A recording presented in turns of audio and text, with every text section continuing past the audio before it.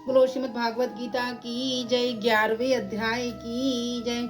हे अर्जुन, संसार में मैं हूँ एक सम्राट। सूर्य चंद्र दो नेत्र है, सिर मेरा आकाश।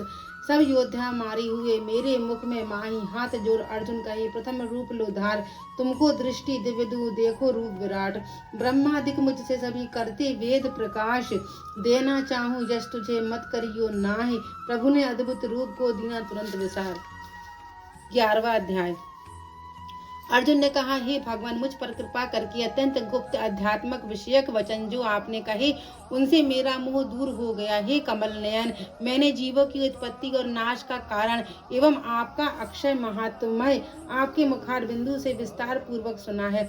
आपने जैसा अपने रूप का वर्णन किया है वह आपका रूप देखने की मेरी इच्छा है। हे योगेश्वर, हे मधुसूदन, आप यदि मुझे उसके देखने योग्य समझे तो आप अपना वह अव्यक्त रूप मुझे दिखलाएं।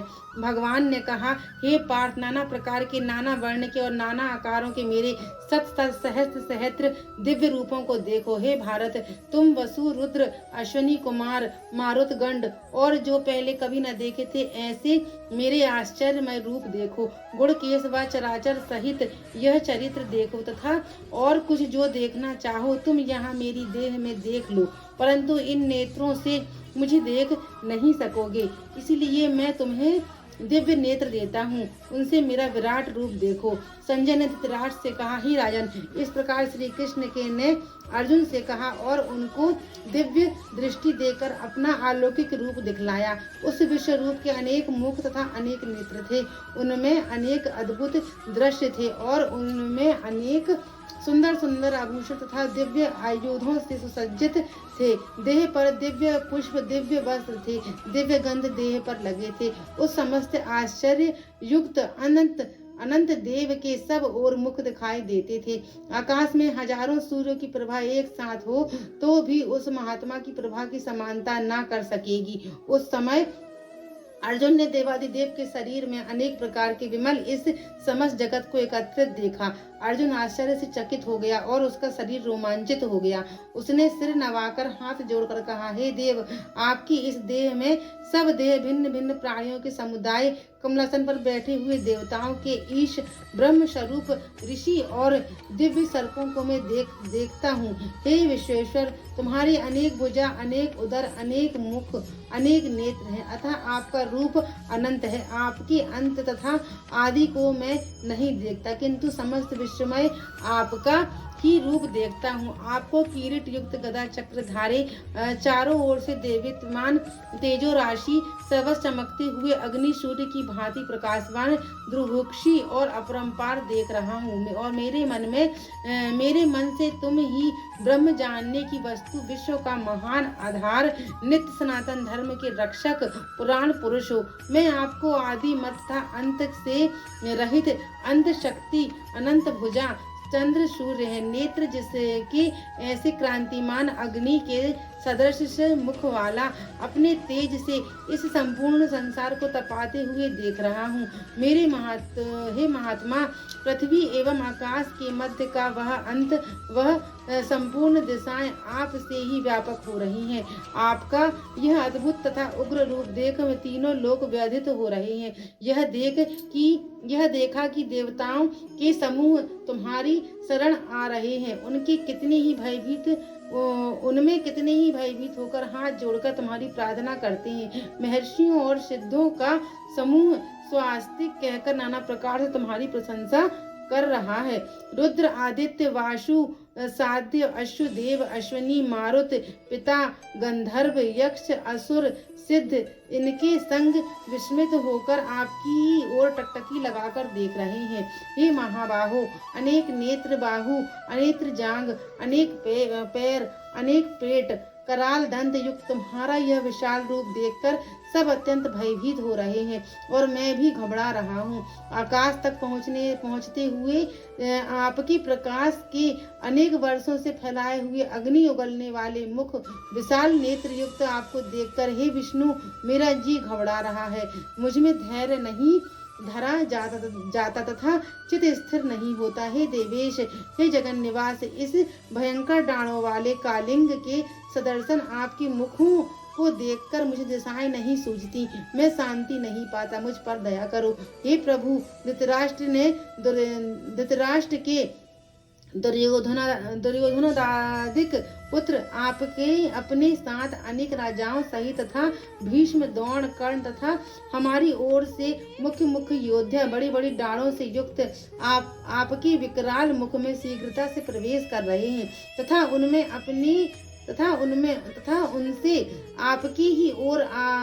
आपके ही लोग आपके दांतों में दबकर ऐसे दिखाई देते हैं मानो उनका शरीर चूर्ण हो गया है। जैसे नदियों की अनेक धाराएं जब समुद्र की ओर बहती हैं, वैसे ही ये मनुष्य लोग भी वीर आपके प्रज्वलित मुख में प्रवेश कर रहे हैं। जैसे अग्नि के पतंगे गिरते हैं, वैसे ही ये लोग भी आपने नाश के लिए आपके मुख में बड़ी तेजी से प्रवेश कर रहे हैं। हे विष्णु, जलते मुखों के चारों ओर से जब वीरों को निगल कर आप ओंठ चाट रहे हैं, आपकी तीक्ष्ण प्रभाएं समस्त संसार को तेजी से व्यापक कर रही हैं। यह भयानक रूपधारी कौन है? यह मुझसे कहो। हे देवेश्वर, आपको नमस्कार है। मुझ पर प्रसन्न हो। हे जगत कर्ता आदि पुरुष, आपको जानने की मैं इच्छा रखता हूँ, क्योंकि आपकी यह प्रवृत्ति मेरी समझ में नहीं आती। श्री भगवान जी बोले, संसार का नाश करने वाले मैं उग्रकाल हूँ, समस्त जनों का संहार करने के लिए आया हूँ। तुम्हारे युद्ध न करने पर भी ये वीर जीवित नहीं रह सकेंगे। अतः तुम उठो, शत्रुओं के संहार यश को लेकर इस स्मृतिशाली राज्य का भोग करो। हे स्वसाचिन, उनको मैंने पहले ही मार रखा है, तुम केवल निमित्त मात्र बन जाओ। मेरे मारे हुए द्रोण, भीष्म, जयरथ, कर्ण और अन्य योद्धाओं को मारो। घबराओ मत, युद्ध करो, तुम युद्ध में शत्रुओं को जीतोगे। संजय ने कहा। इस प्रकार श्री कृष्ण के वचन सुन मुकुटधारी अर्जुन हाथ जोड़कर कंपित और भयभीत हुए। साष्टांग प्रणाम कर नम्रता पूर्वक कहने लगे, हे ऋषिकेश, आपके गुणगान करने से संसार प्रसन्न और प्रेम मग्न हो रहा है। राक्षस डरकर दिशाओं की ओर भागते हैं तथा सिद्ध पुरुष आपको नमस्कार करते हैं। हे महानत, हे अनंत, हे देवादिदेव, हे जगन निवास, आप ब्रह्मा से भी श्रेष्ठ हो। आपको देवता क्यों न नमस्कार करें? अव्यक्त भी आप हो तथा अव्यक्त भी आप हो तथा अव्यक्त भी आप ही हो तथा अव्यक्त भी आप हो तथा इन दोनों से परे अक्षर भी आप हो। हे अनंत रूप, आप आदि देव हो, पुरातन पुरुष हो, विश्व के परम आधार हो, ज्ञाता हो, श्रेष्ठ हो, श्रेष्ठ स्थान आप हो, विश्व का विस्तार करने वाले आप हो। आपकी महिमा को न जानकर मैंने आपको अपना मित्र मानकर हे कृष्ण, हे सखे, ऐसा जो तिरस्कार से कहा सो प्रमोद से तथा स्नेह से हे अच्युतम अप्रेमय रूप आपसे इन बातों की क्षमा मांगता हूँ, जो कि मैंने परिहास से विहार, सोते बैठते और भोजन समय अकेले तथा मित्रों के मध्य में आपका अपमान किया है। आप इस स्थान जंगल रूप लोक के पिता, पूज्य और महान गुरु हो। त्रिलोकी में भी आपके समान कोई नहीं है। आपसे अधिक अतुल प्रभाव कहाँ से होगा? इसलिए स्तुत्य ईश आपसे भी नित्य श्रवण कर आप इसलिए स्तुत ईश आपसे सिर झुकाकर प्रणाम करके यही प्रार्थना करता हूँ कि मुझ पर कृपा करो। हे देव, जैसे पिता पुत्र के, मित्र मित्र के, पति पत्नी के अपराधों को क्षमा करता है, वैसे ही तुम मेरे अपराधों को क्षमा करो। हे देव, जो पहले कभी नहीं देखा ऐसा आपका रूप देखकर मैं प्रसन्न हूँ, परंतु भय से मेरा मन व्याकुल है, इसलिए वही पहला रूप मुझे दिखाओ तथा हे देवेश, हे जगन निवास, आप प्रसन्न हो जाओ। हे सहस्त्रबाहु, हे विश्वमूर्ति, मैं फिर आपको वही किरीट, गदा और हाथ में चक्र धारण किए हुए देखना चाहता हूँ। श्री कृष्ण भगवान ने कहा, हे अर्जुन, मैंने प्रसन्न होकर यह तेजोमय अनंत आग विश्व रूप अपने योग के प्रभाव से तुमको दिखलाया है, जिसको तुम्हारे अतिरिक्त इससे पहले किसी ने नहीं देखा था। मेरा ऐसा भयानक रूप देख तुम व्याकुल और मूढ़ न हो, भय त्याग प्रसन्नचित होकर फिर तुम मेरा वही रूप देखो। संजय ने कहा। इतना कहकर श्री कृष्ण ने फिर चतुर्भुज और सौम्य रूप धारण कर लिया। श्री कृष्ण ने अर्जुन से कहा, हे जनार्दन, आपसे इस सौम्य दिव्य मंगल रूप को देखकर मैं प्रसन्नचित्त हो स्वस्थता को प्राप्त होता हूँ। श्री कृष्ण बोले, हे पार्थ, मेरा जो विश्व रूप तुमने देखा है, इसका दर्शन संभव नहीं है। देवता भी उस रूप की आकांक्षा करते हैं। हे अर्जुन, जैसा मेरा रूप तुमने देखा है, ऐसे रूप को वेदा अध्ययन, तप, दान व यज्ञादि कर्म द्वारा देखना भी असंभव है।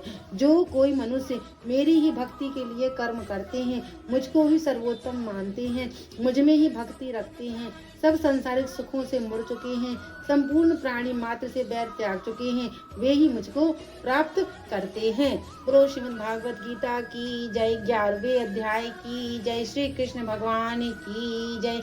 जय जय श्री राधे श्याम।